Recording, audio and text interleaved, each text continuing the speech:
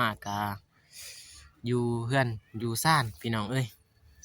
บ่ได้ไปทางใดมื้อนี้ทางแม่ใหม่เพิ่นฝากเงินมาพี่น้องให้เฮ็ดห้องน้ำของเบาสายนี่แหละพี่น้องเอ้ย กะมื้อนี้กะสิได้มาอันนั้นไล่คิดไล่ไล่เครื่องซื้อสิซื้อนี่แหละพี่น้องเอ้ยห้องน้ำหันหน้าตามนี่กราบสบายดีสวัสดีเด้อพี่น้องหมดสุขุทุกคนบ่ว่าจะเป็นภายในหรือว่าต่างประเทศกราบสบายดีสวัสดีพี่น้องมื้อนี้กะทางแม่ไม้เพิ่นให้เงินมาแม่ไม้อินดี้พี่น้องให้เงินมาเฮ็ดห้องน้ำของบ่าวสายแล้วก็บ่าวมิกแล้วก็พ่อกับแม่เนี่ยพี่น้องเอ้ยก็ไปเบิ่งทางบ่าวมิกเพิ่นสิวางแผนว่าต้องซื้อหยังแหน่พี่น้องว่าเท่าใดมันจึงได้ง่ายพี่น้องเอ้ยไปสบายดีเด้อบ่าวมิกมาดีสบายดีเด้อทางน้องลานพี่น้องเอ้ยเพิ่นก็สิมาช่วยแน่แหละพี่น้อง โดย มื้อนี้คิดไล่ก่อนเนาะ มื้อนี้สิวางแผนก่อนสิแล้วก็ เครื่องแล้วจึงออกไปซื้อเนาะโดยสิซื้อเครื่องก่อนแล้วก็ซื้อเครื่องก่อนว่ามันคือได้แหละจังก่อนมาเฮ็ดว่ามื้อนี้สิไปซื้ออุปกรณ์มาเป็นสังกะสี โดยเป็นสังกะสีแล้วก็ไม้แล้วก็นี่แหละวง สบายดีอีกรอบเด้อพี่น้อง วงประตูแล้วก็บ้านประตูทางใหม่ๆเพิ่นซอยเรือเนาะ โดย คือว่าให้ทางบ่าวมิกกับบ่าวสายเฮ็ดห้องน้ำของพ่อแม่อยู่เพื่อนให้แล้ว ดีทางอาซีแน่เนาะทางอาซีนี่ก็จักแผ่นบ่มี สังกะสีนี่ก็ประมาณอยู่6แผ่นพี่น้องเพราะว่าห้องน้ำนี่มัน อาซี6แผ่น เป็น6แผ่นไล่อ่ะบ่พอก็จังสิซื้อใหม่ โดยไล่ ไล่สำนีก่อนว่าแต่ว่าบ่อยากซื้อเรือแล้วก็ซื้อไม้เส้นอีกพี่น้อง เส เอ้ ร็ ย จนี่แค่เอาจากตู้เสร็จ ไม้เส้นนี่ทางบ่มีไล่แล้วมีคืออยู่มี2 3 4พอดี5โต๊ะ6โต๊ะ6วัน7โต๊ะไม้เส้น7โต๊ะไม้เส้น 7โต้โดยไม้เส้นนี่7โต๊ะแล้วก็สีญัวนี่ถืออยู่4โต๊ะ อันนี้เอาโต้4คูณ4บ่ สีญัวนี่4เมตรนั่นแหละ เอาโต้4เมตร มาแล้วเขาจะมาตัดเอา4โต๊ะสีญัว4โต๊ะรถสีญัว4โต๊ะ 4โต้ซื้อปูนเนาะ แล้วก็ปูน ปูนเที่ยวนี่เพราะว่าสุบท่านสื่อก่อนเนาะสิสื่อปูนแดงก่อน ซื้อปูนเองใส่ตู้ก่อนเนาะ เทอันนี้เทข้านก่อนให้มันยึดเด้เทข้านครับเทก่อนนะ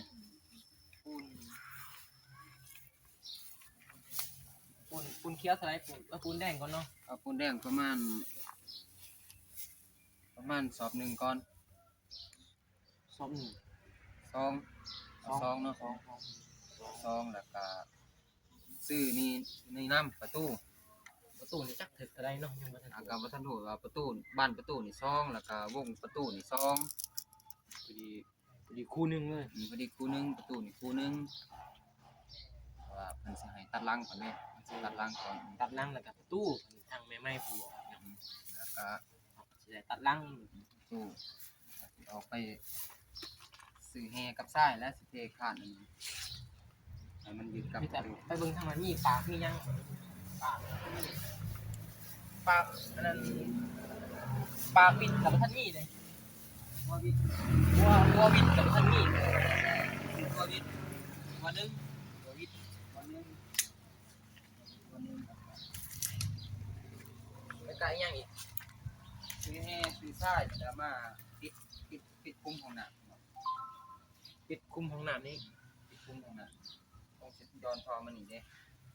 แล้วก็ทอน้ำเนาะแล้วก็ปาก ปลาจะได้ซื้อปูนเกี่ยวน้ำเลยเกี่ยวกันซื้อ ดินบล็อกมีอะไรได้ดินบล็อกเอาก็ไว้ตามแม่ทางทางยายเพิ่นซื้อหยังมันได้ซื้อปากแล้วก็ ปูนอัดนี่ สีปูนว่าปูนแดงสีก็อีกที่จะได้ที่ตัวน้ำโดยเอาสีเลขโคกน้ำเอาเลขโคกก็ได้ เก่งเนาะ เอาเลยซานก่อนเลยซานเล็กก่อน โอเค คุม ไป แล้วก็ท่อก่อนประมาณไม่เงาเนาะ ต่อจากอันหนึง ท่อนึงประมาณท่อ80นี่แหละ โดย ท่อเดนนี่เด้อ เดคาพิดมากซื้อยังซื้อว่าวิทย์ในกอ เนาะ ก็ว่าวิทย์นี่แต่มื้อนี้เฮาก็สิซื้อเฮา ซื้อ สิ แต่ ตัดลังก่อนอุปกรณ์ตัดลัง ซื้ออุปกรณ์มาปะไว้สิไปปั้นเป็นมื้ออื่นพุ่นแหละสิได้เฮ็ด เป็นมื้ออื่นน่ะสิได้เจาะทอยัง นี่ก็สิได้ ซื้อใหม่ซื้อตอก แม่นเอาไปซื้อเครื่องเด้อ ไปซื้อเครื่องนี้พี่น้อง มาครับพี่ไปสิเฮ็ดเนาะ ซี่แล้วก็ ใจบุญทางแม่ใหม่เพิ่น ในไม้อินดี้พี่น้อง ในยินดีที่ว่าเพิ่นซอยเรือทางบ่าวสายกับบ่าวมิกแหละให้มาเฮ็ดห้องน้ำของพ่อแล้วนะเป็นซอยเรือเป็นจำนวนเงิน 6,000 บาท 1,000 บาทเนาะพ่อน้องก็สิเอาเงินจำนวนนี้มาซื้ออุปกรณ์นั่นแหละเสร็จมันแล้วเนาะเอ้ย กันว่าอัปเดตอย่างนี้เลยนะคือจะฝากเบิ่ง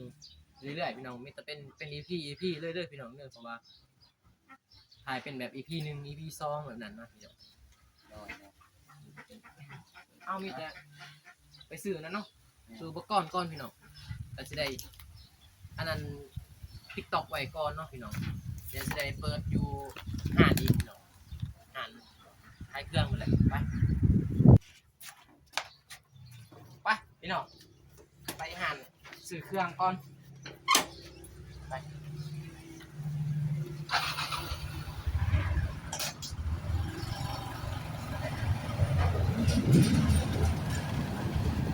ไปซื้อนั่นก่อนเนาะประตูเนาะกับกังกะซีปูนยังเนาะ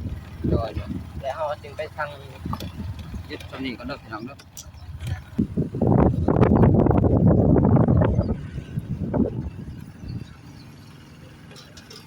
เขางมเลย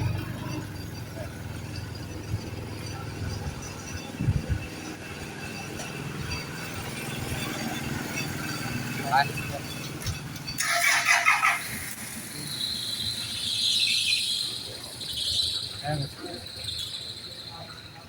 ฮะ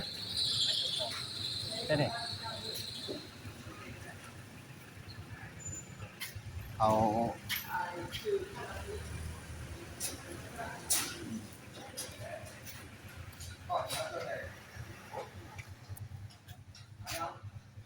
ซื้อกังกะซี สบายดีได้เด้อ มายน อยู่ใส่เอาผลไปเบิ่งทางผลไปไปเบิ่งสร้างกะซีก่อนพี่น้องอยู่โรงงานเพิ่นโอ้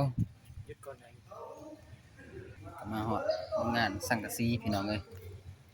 เดี๋ยวมีแหละพี่น้องเนี่ยไหนซีนี้เลยเนาะ เอาซีนั่นน่ะ ซีนี้งามดี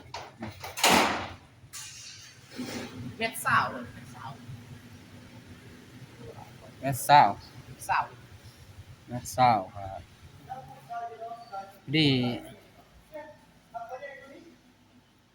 แม่นแม่สาวแล้วมันแม่สาวแล้วเนาะ เม็ดสาว เม็ดเศร้าก็ทำว่าห้าแผ่นก็พอดีถืออยู่6เม็ด พกบอพกแผ่น 5เม็ด แผ่น 5แผ่นก่อนเบิ่ง5แผ่นพอดีถือ6เม็ด แต่ซีเม็ดแบบกังกะซีใหญ่ 4 เมตรก่อน อันนี้ เอาลุงนาลุงธรรมดา รุ่น รุ่น นั้นก็เป็นรุ่นยังไง รุ่นก้างอะนะนะ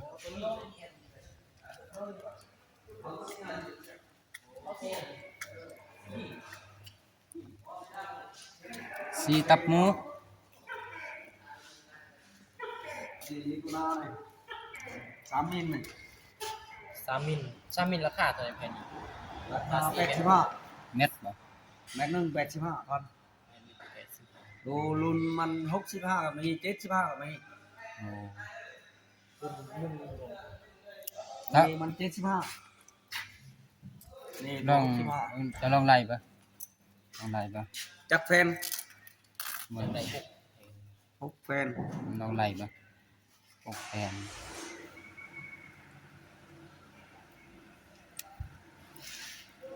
60บ่มีบ่ อืม 60,000บ่มีมี65บ่มีแน่บ่ ยาวเท่าไหร่เนาะ 4 เมตรนี่นะลองไล่ปะ4 เมตร เมตรจักแฟน 6แผ่น6บ่หรือ5 หึ จักแฟน 6แผ่น เอาเอาเผื่อไว้ว่า4 เมตรหาเลยเพอมันยาวแน่ 4 เมตร5จะเอาจักแผ่น เอาหา 5แผ่น4เมตร5เอา5แผ่น โดย อ่า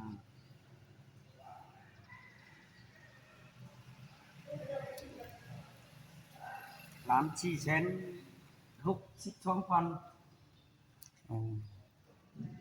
4แสน บ่เฮ็ดงอ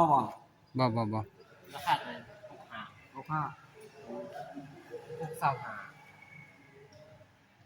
625 ล้าน4แสน ล้าน4แสนนี่กี่เมตรเนาะ อืม ได้5แฟนเนาะตึก22เมตรห้าไหน65ตึกล้าน4แสน62,500 พัน เฮ้ย 4แสน เม็ดเท่าไหร่เม็ดเศร้าบ่ ฮะ ความกว้างนี่เม็ดเศร้าบ่ บ่มันป้านี่ก็เม็ดเช้ามันเทียบแล้วมันก็เม็ดหนึง เม็ดหนึงเนาะ บุงแล้วเม็ดหนึง โอ้แต่ว่าเม็ดหนึง5เม็ด เอาก็บ่มลงเช้ามันตายเอาเงินเลยไล่กัน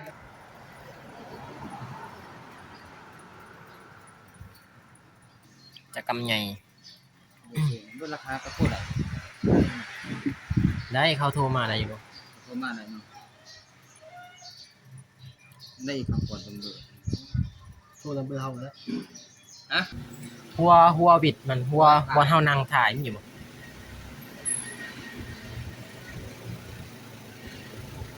จักโมงไอ้ไปส่ง 1โมง ว่าโตแล้วนะ 1 โมงเนาะคืออยู่1,977,000เนาะ 70อะไรแล้ว 70เนาะ70,000เนาะ คือว่าเอาล้าน9แสนบ่ได้เนาะ อะไรราคาตัวเจ้า มีโควิดเนาะ บ่มีหัวบิด มีโควิดก็สิได้ไปซื้อบนใหม่ โอน3ช่องคุณ เดี๋ยวไปจ่ายอยู่เพื่อนตาเพิ่นไปส่งของก่อนพี่น้อง ล้านนึง นี่ยังสิไปเบิ่ง ล้านนึง ปากวิทย์เนาะ ตัวบิดใหญ่เนาะ ไปกันเลยพี่น้องไปพออยู่วันหานปากวิทย์อีกไปพี่น้อง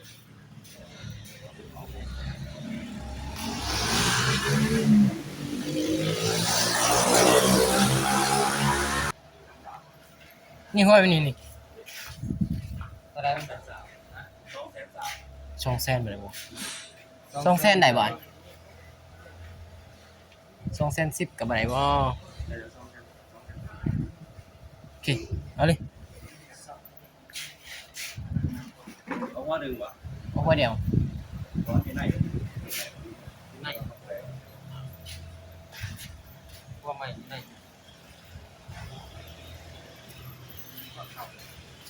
เอาก็ไม่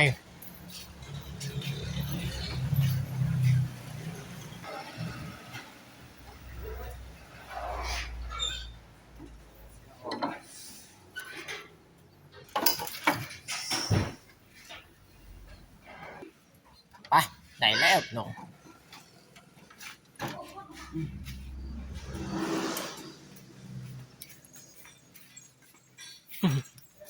ไปกันเลยพี่น้องราคาเท่าไหร่210,000เพิ่นว่า220,000พี่น้องรุดเพิ่นได้210,000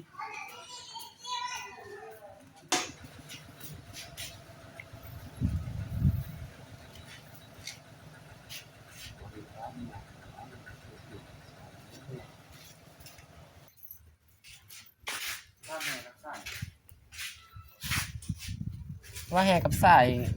ส่งบ่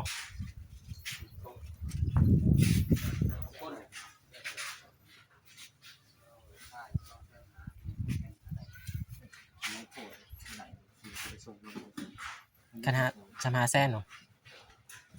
ไม่เอาส่งกันไว้ครับเดี๋ยวเราซีเซนจะปล่อยตัว800,000ฉันเอาสาย4แสนยิน4แสนเนาะ ลงเท่าไหร่ ที่นี่ครับ ครับ ก็ได้โบส ฉันเอา4แสนเลยสาย4แสนบ่ได้บ่ ไม่มีเลยป่ะต้องมีพยายามมาหักนะผมมีจบเลย มีอะไรบ้าง อันใด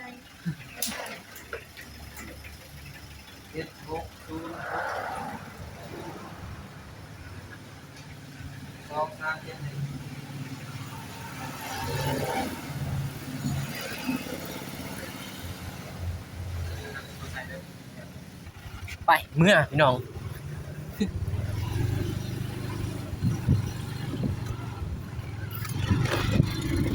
สั่งไว้ซื่อๆพี่น้อง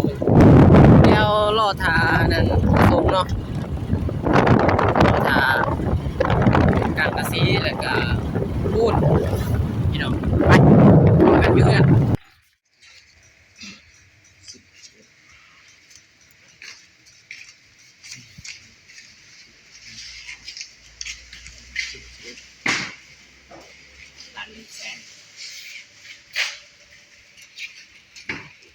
ไปพี่น้องได้วงกบแล้วก็สิได้เมื่อออกเมื่อต่อเลยพี่น้อง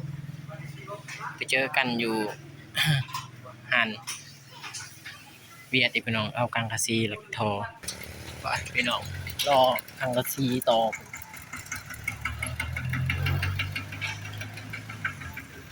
มาสั่งตั้งแต่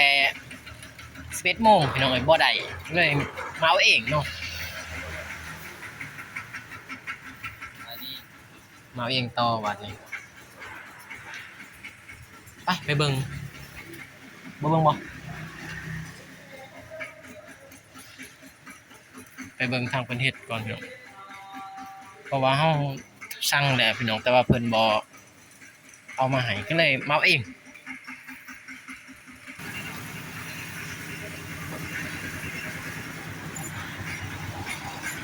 เอาก่อนอันนั้นสั้นก่อนเต็กประตูนี่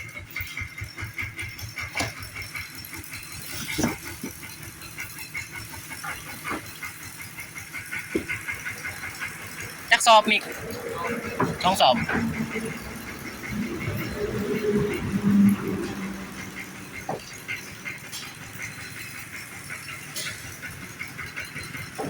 เอาปูนเขียว2 สอบปูนแดงดิโอเคพี่น้องวิธีทารอเพิ่นเฮ็ดกังกะซีก่อนพี่น้องฮะ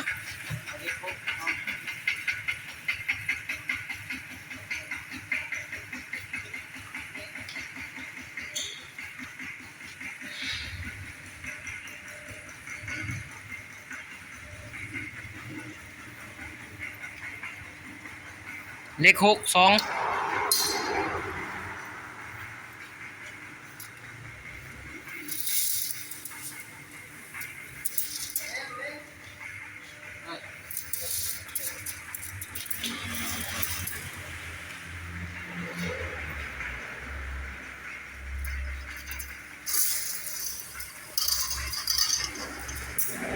เลข6 2 เซน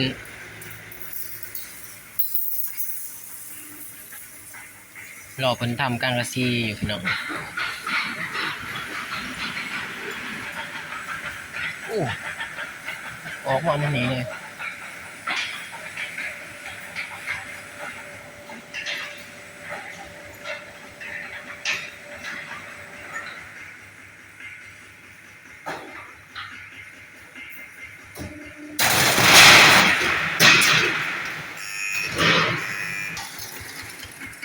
ได้เรียบร้อยกังกะซีพี่น้องเอ้ย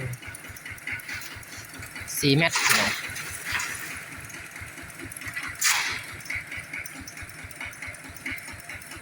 มีปูนแล้วก็กังซี่เนาะ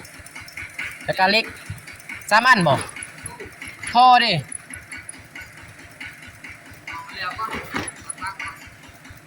ทอกำลังเอา3อย่างนี้ก่อนมาสิโอเคให้เพิ่นไล่เงินเลย3อย่างก็เท่าไหร่นี่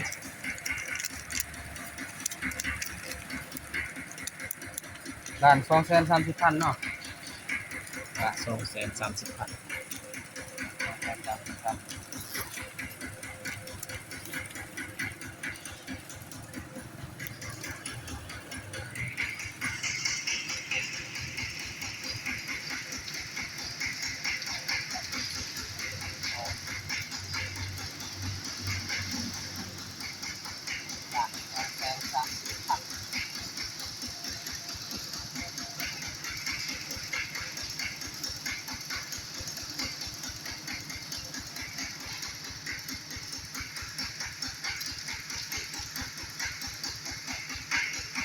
ด่าน230,000ยังสิไปซื้อใหม่อีก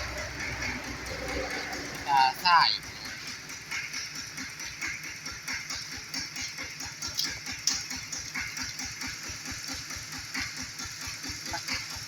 จะได้พอกันอยู่เฮือนต่อขอบใจเด้ออ้าย ได้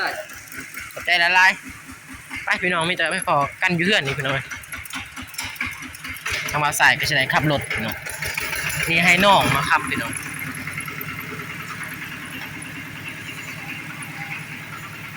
ไปพี่น้องเจอกันอยู่เฮือนเด้อพี่น้องจะได้อัดเป็นขั้นตอนเพราะว่ามันสิหลายนาทีพี่น้องไปพี่น้องไปขอกันอยู่เฮือนเด้อ อ้ายก็บอก พี่น้อง แล้วหอดเฮือนหอดซ่านเด้อกังกะซีแล้วก็โป่งประตูพี่น้องแล้วก็ปูนก็พอดีอ้ายเพิ่นมาอีกพี่น้องก็สบายดีเด้ออ้าย โดย สบายดี รอสาย ให้เพิ่นแนะนำเลย มาเก่าเด้ย ฮะ มาเก่าแท้เก็บก่อน โอ้เพิ่นปะด้นและตามเบิ่ง อะไร 550,000เพิ่นว่า 50 โดย ต่อได้ไหม บ่มี บ่ได้ ต่อ ต่อซ้ำ บ่ต่อ ต่อบ่หลุดเลย ต่อบ่หลุด ตัวนี้เม็ดเท่าไหร่นี่ เม็ด65 เป็น65โดย ถือได้ตัวบ้างบ่ ตัวธรรมดาเพิ่น ธร ว่าร มดา ตัวหนึ่งเม็ด75 นี่เล็ก เล็ก2เซน เอาพอจะยึดกับใหม่เด้ เพื่อนของกูเลยดิ ตัวนี้มัน เอา บ่ได้ยึดกับเพื่อนเนี่ยมันเสียหน่อยครับ อย่ามันบ่แน่นนั่นแหละ โมบิลมีเล็กซิปเนาะ อืม ได้เล็กซิปดิก่อนกันได้ทุบเล็กอ่ะทุบแล้วก็เสียบตัวนี้ก่อนจะบอกมันนี่ อืม พูนเอาซ้ายหัน มีแต่เขาลงแล้วแปลวซ้ายเนาะ เอาซ้ายเอา200,000ก็พอมาผสมมาเฮ็ดก่อน อืม โดย เนาะนี่งาม 4แผ่นนี่เพิ่นเอาอันนี้4แผ่น ตัว4แผ่น เจะบอก4แผ่น ทางหลายว่า4แผ่นก็เอา4แผ่นอีก มันตัดให้ย้อนเลย 4แผ่น พอดีบ่ แต่พอดีอยู่มันก็เหลื่อมนิดนึงแหละเหลื่อมเช้าเอ้าพอแล้ว มันก็บ่ได้เป็นหยังนะทางหลังเนาะทาง เอา ข้า ก็ ง บอกว่า4แผ่นก็เอา4แผ่นนั่นแหละ บ่ว่าจะมันผ้าอยู่ผ้าเดี๋ยวเขาบ่ได้ใส่เด้ สามนันใดเนาะใส่ใด บ่มี2ลมเด้บ่ได้ใส่2ลม ต่อ นี่บ้านต้นเนาะใส่ดอกไฟเอา เอาเลยเอา มีแต่เอาลงนะ เอาลงนมเอาใส่ แล้วเอาใส่ โอ้รุ่นนี้คักเนาะมี2เนาะ มีสอง มี ล สอ ม งล่มแล้วหนึ่ง นมเด้อมี บ่มีปิดเลย อุ้ยกระเด้อ เอาใบอันนั้นมัน สุดของน้ำ ทำไมแม่ได้แม่เพิ่นมาน่ะสบายดีเด้อแม่สบายดีเด้อพอเพิ่นยังบ่ทันอันนั้นเข้ากล่องได้พี่น้อง เอ้า มาสายกับไปซื้ออันนั้นไปซื้อปูนกับสายเลยท่านเขาโอ้พี่น้องสบายดีเด้อพ่อแม่พี่น้อง สบายดีจ้ามากินสมแล้วกันเด้อ อ่ะเราสายก็สิได้เอาลงคลองพี่น้องเอ้ยแล้วก็สิไปซื้อสายมีแต่สิได้อันนั้นเนาะมีบะหมี่ โดย ให้ทางเบามิกเพิ่น อัปเดตต่อ อัปเดตต่อพี่น้องทางเราสายก็สิได้จบคลิปพี่น้องเอ้ยขอบคุณทางขอมุกขอบใจทางแม่ใหม่เด้อพี่น้องที่ฝากเงินมาเฮ็ดห้องน้ำของแม่เบาทรายแล้วก็เบามิกแล้วก็เบาอนงพี่น้องก็ขอมุกขอบใจทางแม่ใหม่ให้จงมีแต่ความสุขความเจริญเด้อพี่น้องบ่มีหยังหลายพี่น้องก็ดีใจพี่น้องจนเว้ายังบ่ออกนำเบามิก โดยขอบคุณทั้งแม่ใหญ่แม่ใหม่เพิ่นเนาะ ที่ซัพ ซัพ พ พ อ อ ร์ ร์ ต ต เบามิกแล้วก็เบาทรายแล้วก็เบาอนุก็ขอบคุณหลายๆเด้อพี่น้อง มีแต่พอกันคลิปหน้าพี่น้อง คลิปนี้ขอตัวบ๊ายบายพี่น้อง